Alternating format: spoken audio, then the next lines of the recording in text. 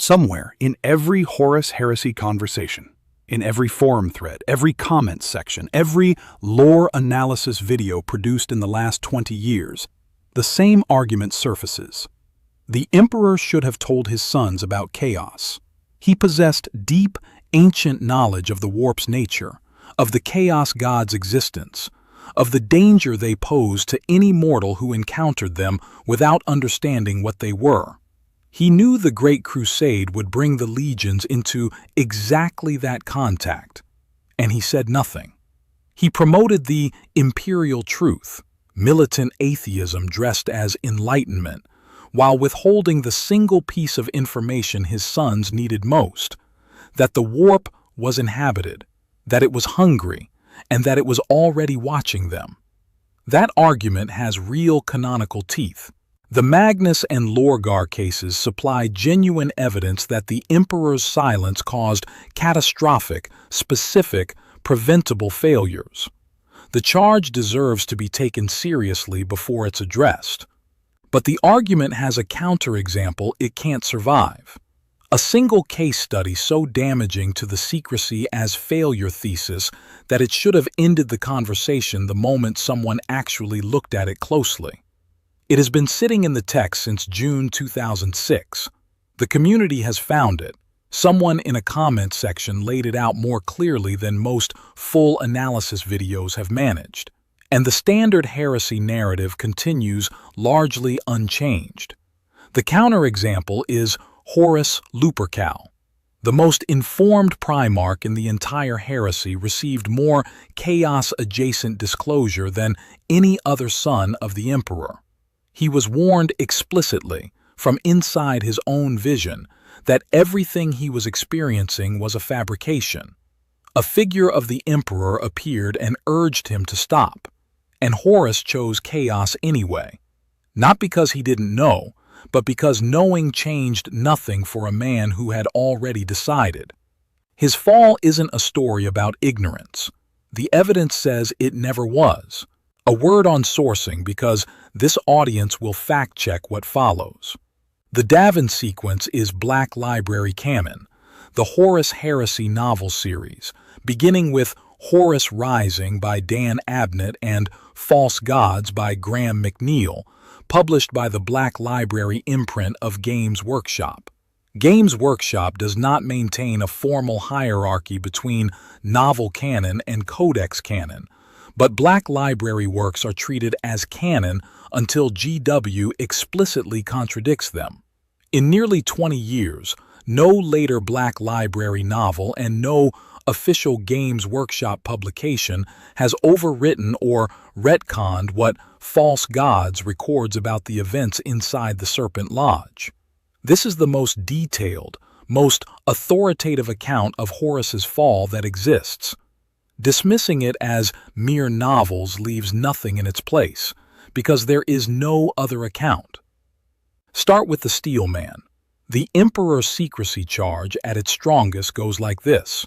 The Emperor knew the Great Crusade would expose his sons to warp-touched civilizations, to chaos cultists, to the active agents of the ruinous powers. He suppressed not just false religion, but the entire conceptual category of supernatural entities, because the Imperial Truth required atheism as state ideology.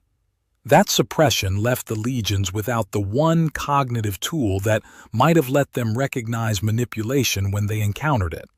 A framework for understanding what chaos was and how it operated. The evidence for this is specific.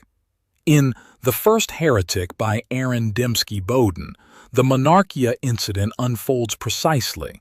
The Emperor orders the Ultramarines to raze Lorgar's homeworld as punishment for building a religion around his father, then personally rebukes Lorgar without offering any honest explanation of why worship was dangerous.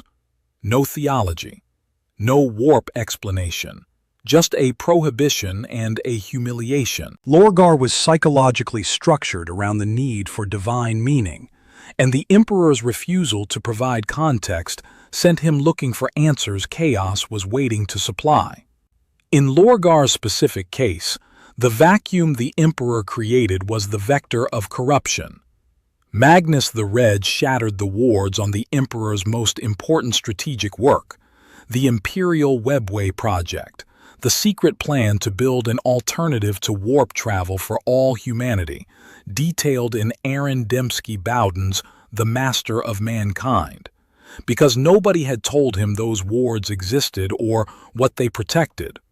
Magnus broke the Edict of Nicaea, the ban on unsanctioned psychic practice, specifically to warn the emperor that Horus had turned traitor. A well-intentioned act, a catastrophic one. If the stakes of the Webway project had been communicated, if Magnus had understood that a psychic blast aimed at Terra would shatter protections shielding a human population inside the Webway from demonic incursion, he might have found another method. The emperor's secrecy cost him his most important long-term strategic asset. And more broadly, Erebus didn't have to work particularly hard to cultivate the warrior lodges he spread through multiple legions over years of patient preparation. Astartes, who had never been told what chaos was, couldn't recognize it when someone who understood it began operating within their ranks. The general vulnerability of the legions to organized chaos influence is real and documented. These are legitimate wounds in the emperor's record. The charge has teeth. A rebuttal that doesn't engage the strongest version of the opposing argument isn't a rebuttal, it's a dodge. Now, here is what the argument can't account for. False Gods by Graham McNeill, published in June 2006 as the second volume in the Horus Heresy series, 416 pages, is the primary text of record. And it begins its portrait of Horus before the anatheme, before Davin, before Erebus makes his move. Early in the novel, Horus sits alone in his sanctum aboard the Vengeful Spirit and speaks to his equerry Malagurst with a candor that the formal record rarely captures. Malagurst has brought him a mundane piece of correspondence, a remembrancer requesting access, and Horus's response erupts into something much larger. He shouts that surely the emperor wouldn't have created such a being as him, with the ability to grasp the infinite, to exist only for this short span, that his father made him for immortality, and that 10,000 years from now he wants his name known all across the heavens. And he names Erebus alongside Malagurst as someone whose counsel aligns with this self-assessment. Hold that passage. He isn't wounded yet. He hasn't been to the Serpent Lodge. He hasn't been shown the false vision. He hasn't been touched by anything the emperor should have told them. Argument needs chaos to have done to him before he could fall.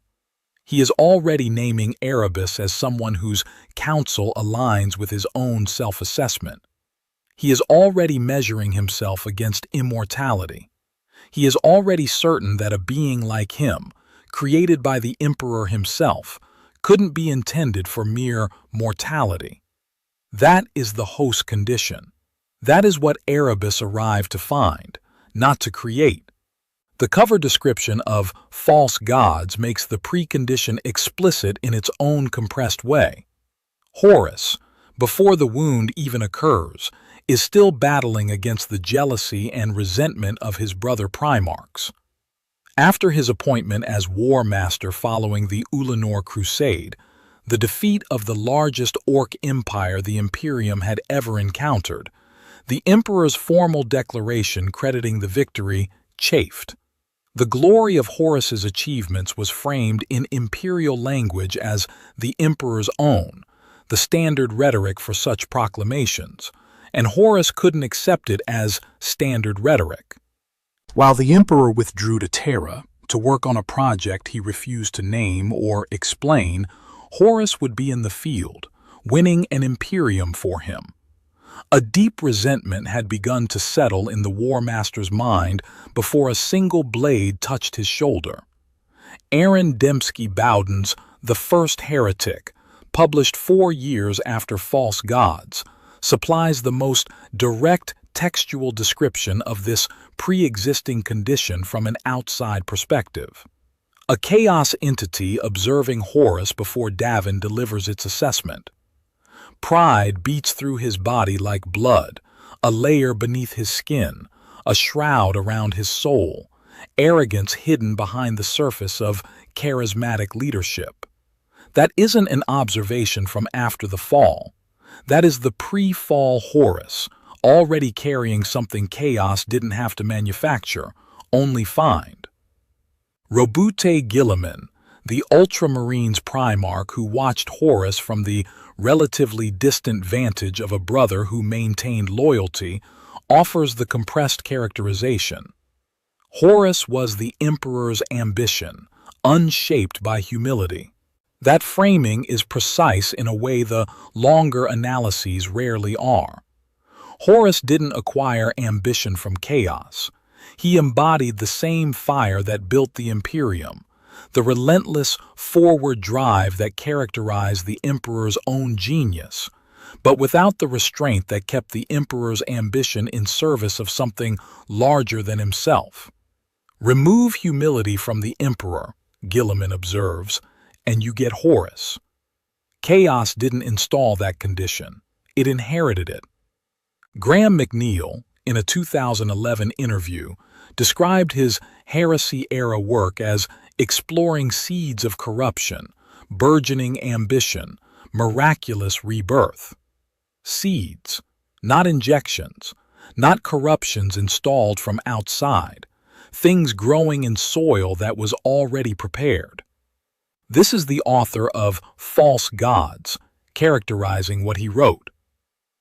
Now, the events on Davin, reconstructed from the text of False Gods with the precision this argument requires.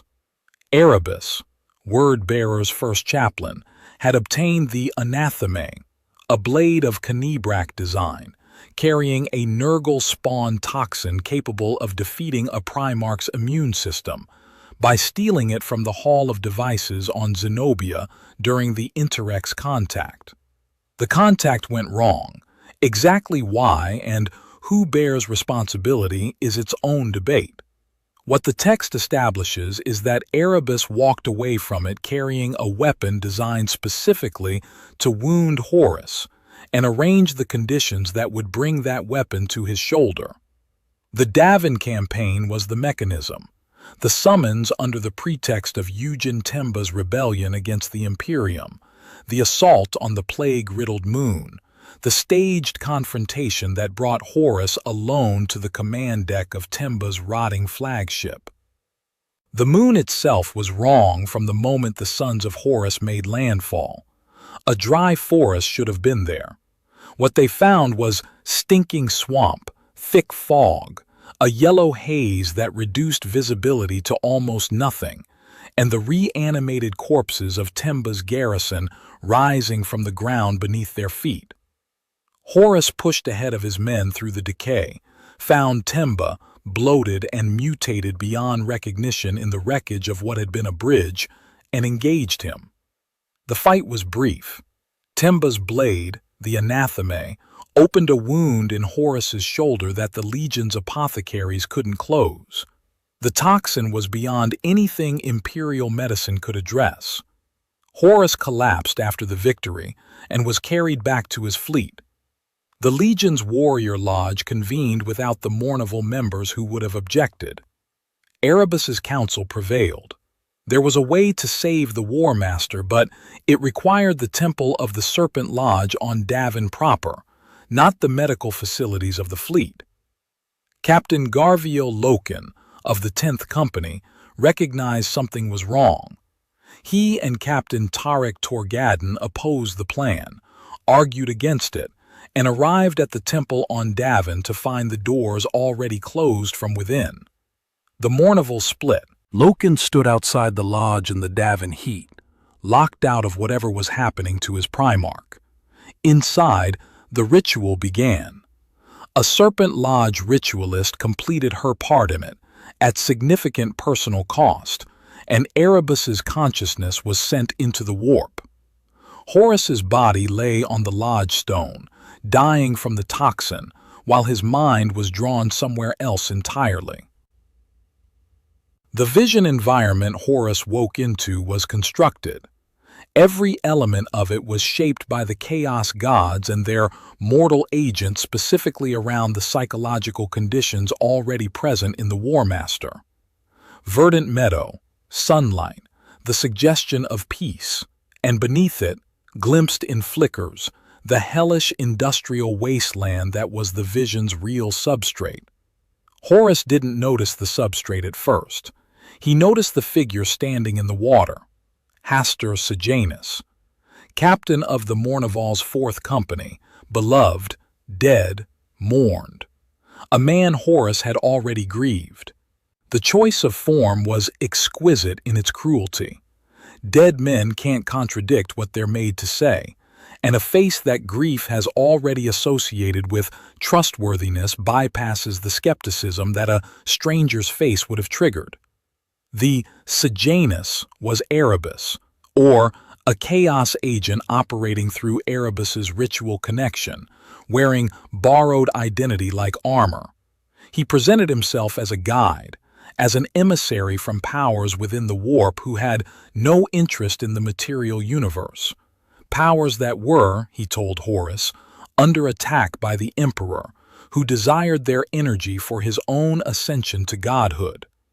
What followed was a guided tour of everything Horus's pre-existing resentments had been unable to name. The Emperor's gene laboratories beneath Terra, the facility where the Primarchs had been created using knowledge derived from the warp itself, the very power the Imperial Truth publicly denied and legislated against. Horus was shown his own creation as evidence of hypocrisy. His father had used the warp to make him, and then banned the warp in his son's name. The framing required no explicit argument. It let the apparent hypocrisy do the work. Then, the far future. A shrine world from the 41st millennium, 10,000 years hence.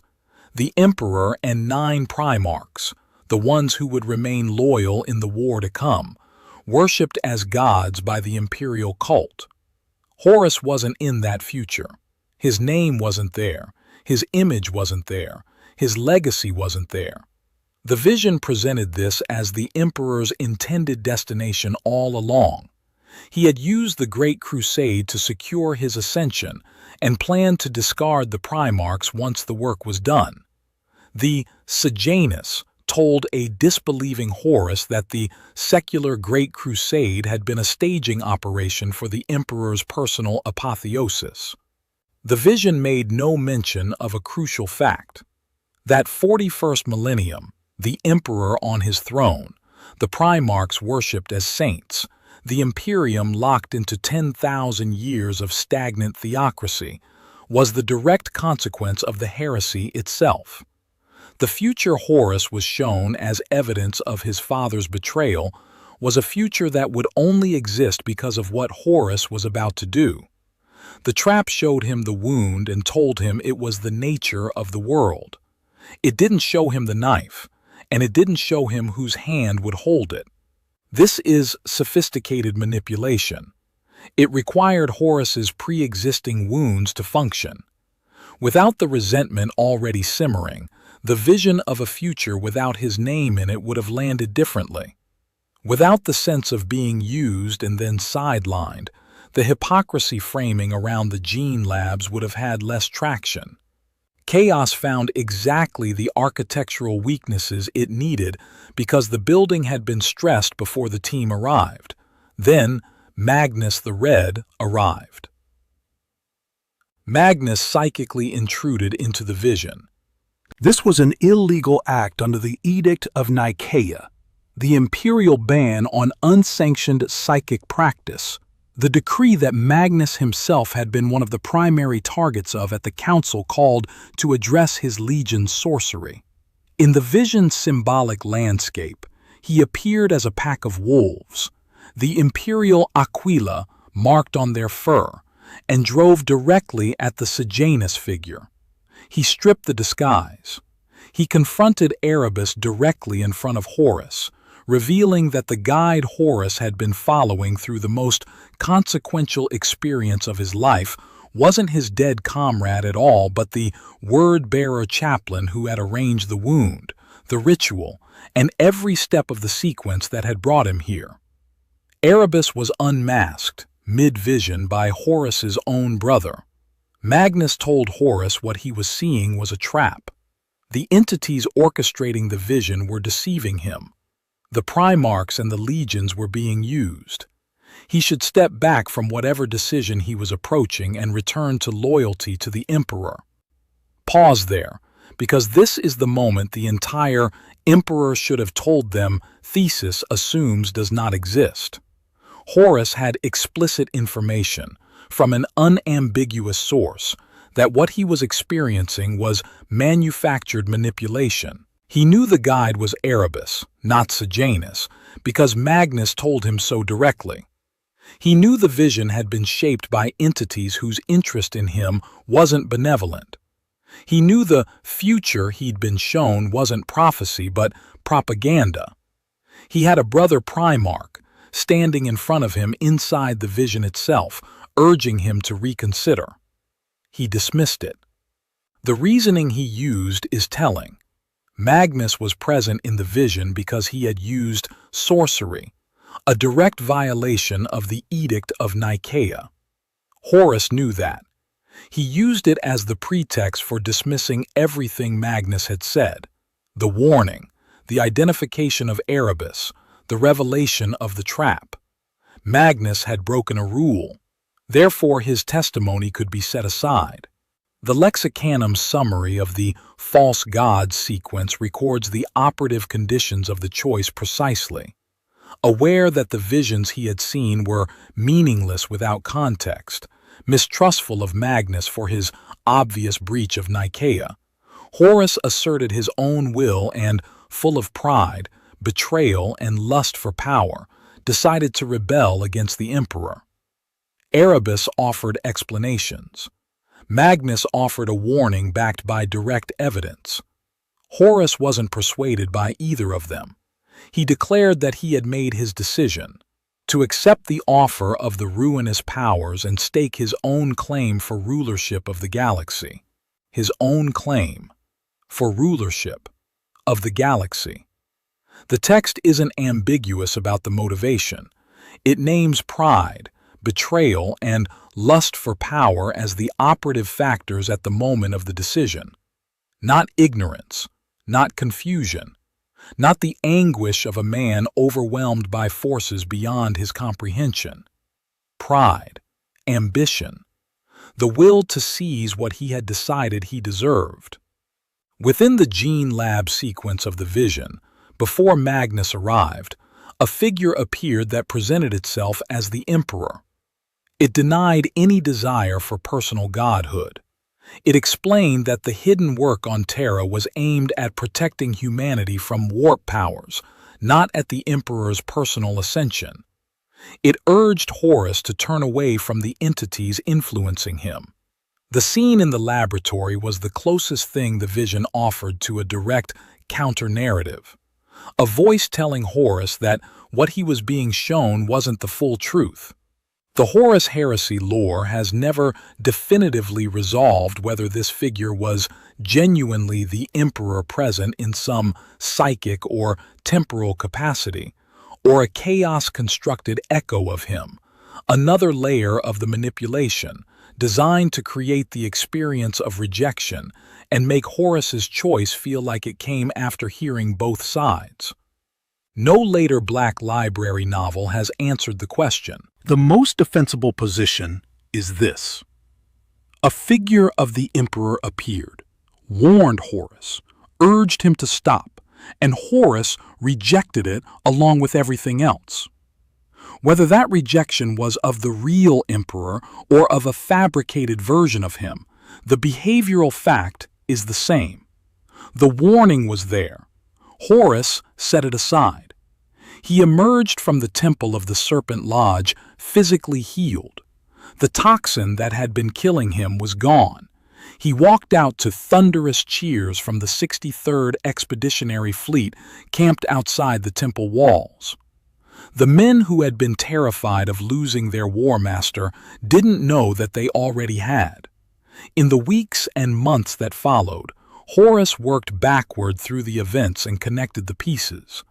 He recognized the anatheme from its design. He understood that Erebus had stolen it from Zenobia specifically to wound him with it.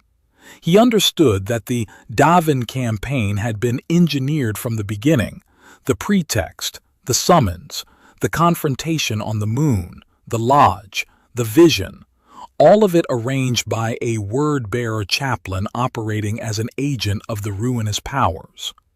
He knew he had been manipulated by someone now standing in his own legion's command structure. He didn't punish Erebus. He kept him. Because by the time Horus understood the scope of what had been done to him, the manipulation had delivered something he already wanted. The vision had given his pre-existing resentments a story. The lodge had given his pre-existing ambitions a direction. The betrayal, once identified, was absorbed rather than rejected, incorporated into a worldview where the emperor was genuinely corrupt and Horus was genuinely correcting a genuine injustice. The man who knew he had been manipulated into rebellion chose to remain in rebellion. That isn't the behavior of a victim. That is the behavior of a man who found that the lie confirmed something he already believed. Against this specific record, the "emperor should have told them" argument requires a universal principle to function. More information means more protection, and disclosure would have prevented corruption. The principle breaks against the case it most needs to hold. Let's be precise about what the text actually proves and what it only suggests. No passage in the primary Black Library novels contains a scene where Horus explicitly states in those words that he considers himself more worthy than the emperor to lead humanity. There is no verbatim confession where he frames the rebellion in exactly that language. What the text gives is a behavioral pattern across multiple novels that supports one inference. The pre-Davin monologue to Malaghurst, 10,000 years from now, his name known across the heavens. The post-vision declaration, his own claim for rulership of the galaxy. The systematic recruitment of his brothers to a rebellion consistently framed as the rectification of the emperor's failures. The construction of a personal fiefdom in the Northern Imperium he called the Dark Empire. The mounting of Ferrus Manus's skull, the skull of a brother he had killed, in his throne room, where he reportedly spoke to it privately, lamenting that he was reduced to relying on psychotic generals and daemons instead of strategists of Ferrus's quality. That is an ego measuring itself against the galaxy and finding the galaxy insufficient. That is the shape of a man who believes the problem with the Imperium is that someone better than its current ruler has been waiting to take his rightful place. The text doesn't hand you the confession. It hands you everything that follows from the conviction, and the conviction isn't in doubt. The loyalist Primarchs are where the argument becomes structural. If the emperor's secrecy was the operative variable in the heresy, if disclosure was the protection the Primarchs needed, then the pattern should be consistent. Primarchs who received more information about chaos held firm, and Primarchs who received less were more vulnerable. The documented record across the Horus Heresy novel series runs in exactly the opposite direction. Lionel Johnson, the first Primarch, Lord of the Dark Angels. Before the Great Crusade brought him his legion, he spent his formative years in the monster-ridden forests of Caliban, a death world in the Segmentum Obscurus, fighting the great beasts. Creatures later lore establishes were chaos mutated, their corruption a product of Caliban's proximity to the Eye of Terror following the birth of Slaanesh. The lion killed them. He organized a crusade to systematically exterminate them from the world forest, spending nearly a solar decade doing so. Nobody explained to him what they were. Nobody told him these creatures' mutations had an origin in the warp. When the Emperor arrived on Caliban to claim his lost gene son, the reunion produced a legion designation and a new name for his warriors, not a theological education. The Horus Heresy novel record characterizes the lion as secretive and paranoid by nature. Contemporaries described him as always watching, always planning, always hunting, unsettling even his brothers. But that character wasn't rooted in privileged knowledge of the Chaos Gods. It was how he survived Caliban. When Luther, his mentor, the man who had named him and raised him, the closest thing to a father figure the lion had ever had, fell to chaos during the heresy while the lion was away fighting the Emperor's war in distant systems, Luther hid the extent of it.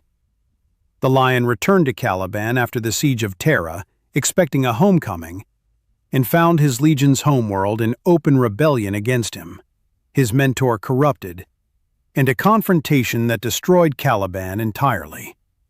He had not been warned. He had not been briefed. He maintained loyalty throughout the entire heresy without it. The Warhammer 40K Wiki's Lionel Johnson article records the wound between the lion and Luther as having existed long before chaos touched either of them. Luther's jealousy, the pride that burned in him as the lion's triumphs eclipsed his own, festering in the years before the heresy brought chaos to claim it. Chaos found something in Luther, too, something that preceded the contact. The pattern holds. Rogel Dorn, 7th Legion, the Imperial Fists, Praetorian of Terra. A being of thunderous zeal and stone made manifest, as contemporaries described him.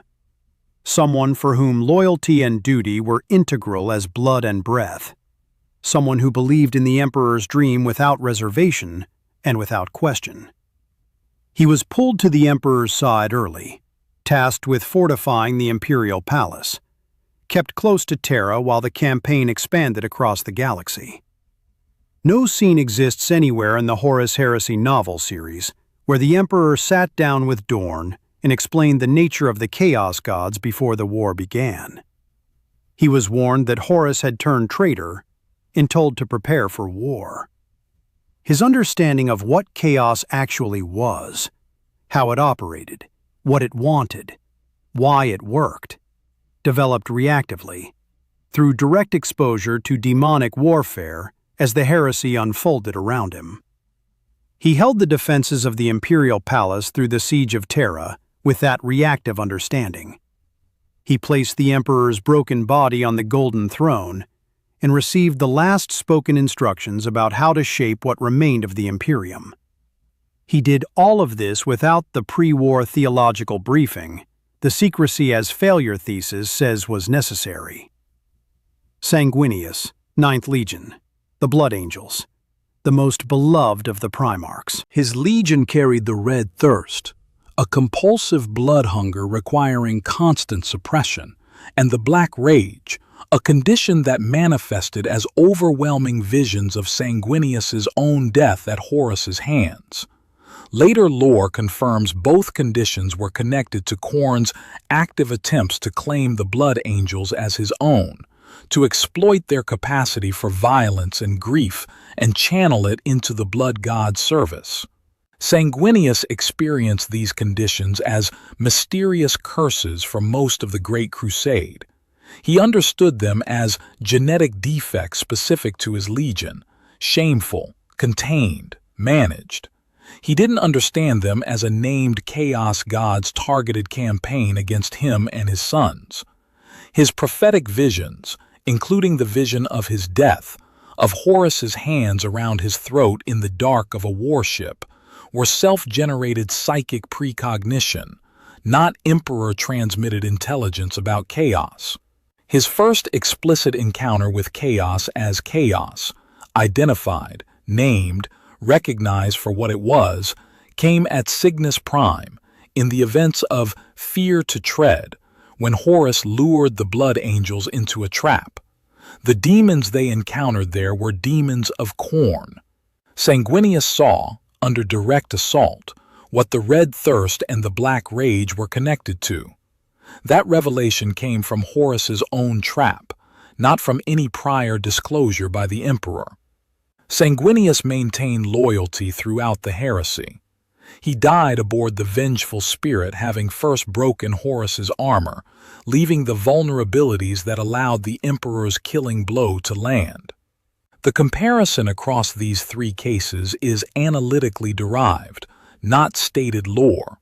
No canonical text announces the pattern. No loyal Primarch reflects on record that the emperor's silence was what kept them steady. But the evidence is consistent across the full run of the Horus Heresy novel series. No loyalist Primarch received an on-page personal intervention from the emperor that simultaneously delivered a deep narrative explanation of the warp's stakes, a vision of potential futures framed as a conscious choice, and a direct attempt to persuade the Primarch to choose a side in a metaphysical conflict. That specific combination exists exactly once in the entire series. The Primarch who received it was Horus Lupercal.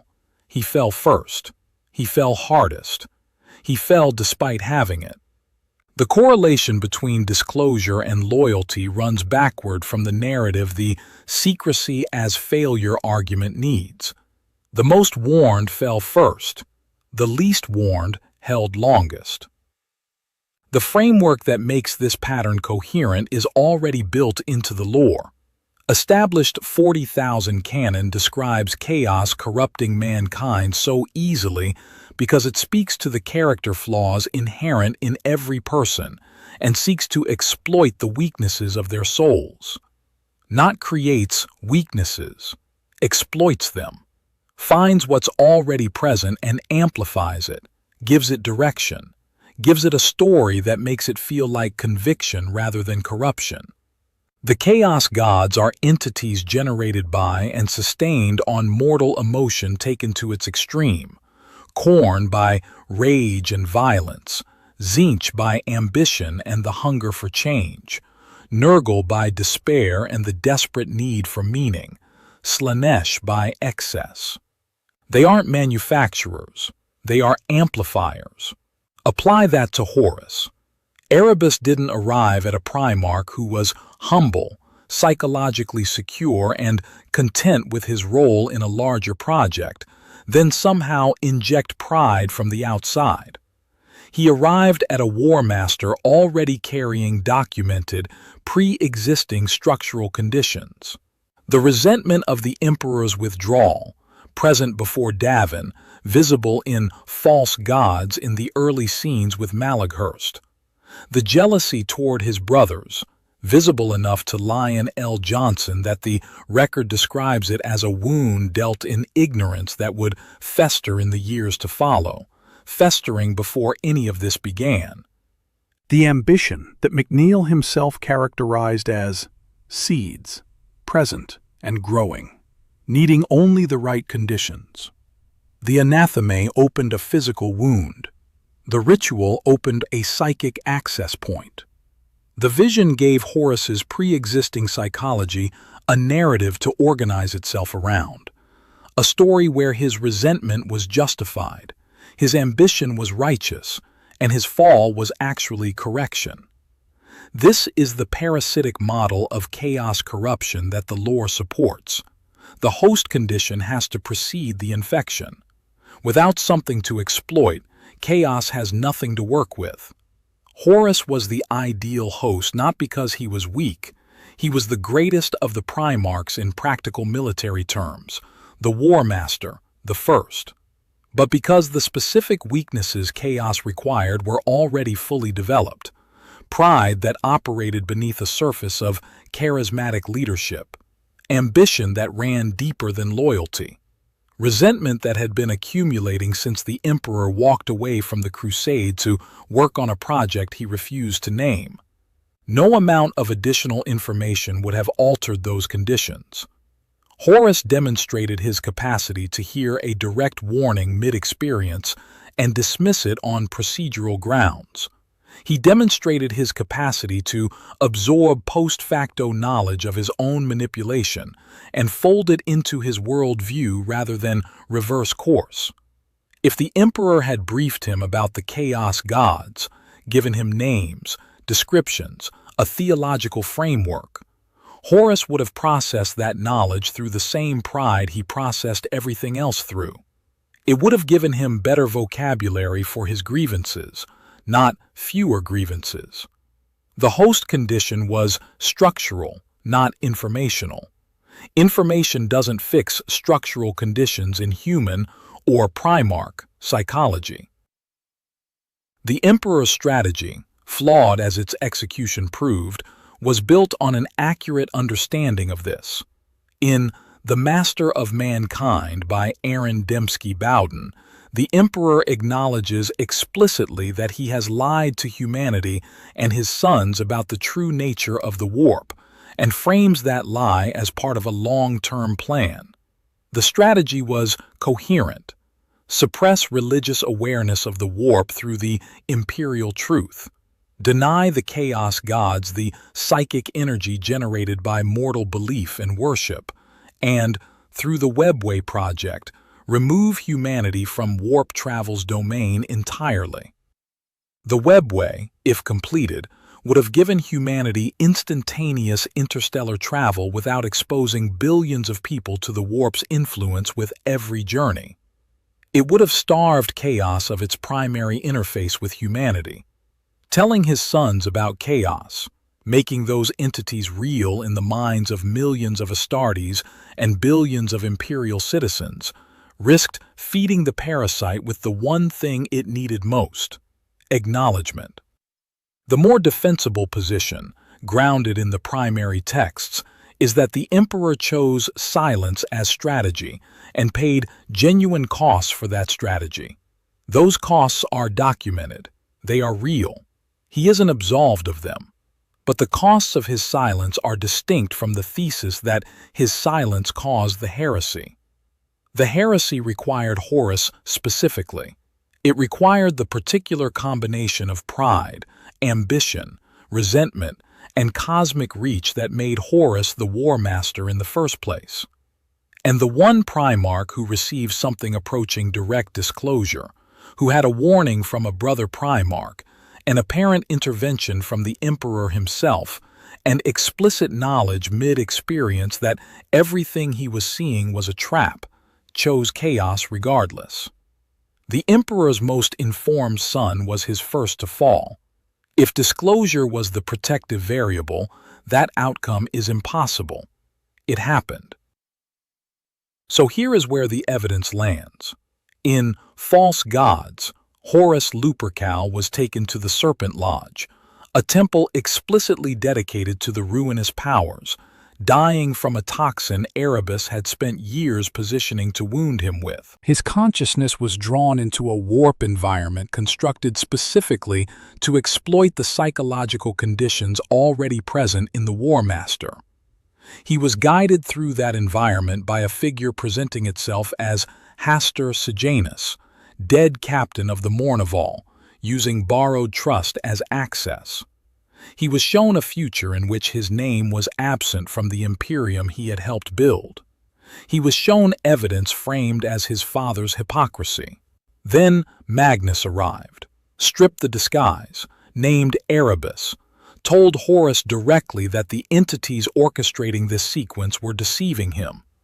A figure of the emperor appeared and urged him to stop. Horus dismissed Magnus on procedural grounds, the Nicaea violation, because it was easier to dismiss the warning on a technicality than to accept what the warning was telling him about the choice he wanted to make. He declared that he had made his own decision, independent of either Erebus's manipulation or Magnus's warning. The Lexicanum's record of false gods is precise about the operative conditions. Aware that the visions he had seen were meaningless without context, mistrustful of Magnus for his obvious breach of Nicaea, Horus asserted his own will and, full of pride, betrayal, and lust for power, decided to rebel against the emperor. Not confusion, not anguish, not the desperation of a man who had been given no alternative by a silent father. Pride, betrayal, lust for power. After awakening, he understood the full scope of what Erebus had done. He kept Erebus in his service because the manipulation had aligned with the ambitions the pride had already generated. The lie had confirmed what he wanted to believe, and the belief was more important than the lie. The "emperor should have told them" narrative is the exact inversion of this evidence. It frames the heresy as a story about a gap in information. The actual record shows the Primarch who received the most information, more than any loyalist received, more than any traitor received in comparable depth, falling harder and faster than any of them. It shows him receiving an explicit warning at the critical moment and dismissing it by choice.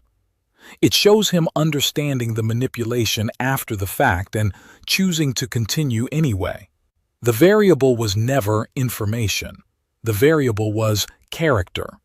And the emperor, for all his documented, genuine failures with Lorgar and Magnus, failures that carry real costs that can't be erased, appears to have understood something close to this. That for the sons who were always going to fall, disclosure wouldn't have saved them. And for the sons who were always going to hold, it wasn't needed. Horus fell because Horus was going to fall. The pride was already present when Erebus arrived to find it. The warning was there at the moment of decision, and Horus set it aside. The emperor didn't fail to warn his son. His son heard the warning and chose anyway. That's the detail every heresy video skips. Subscribe for more arguments built from the primary text rather than the consensus.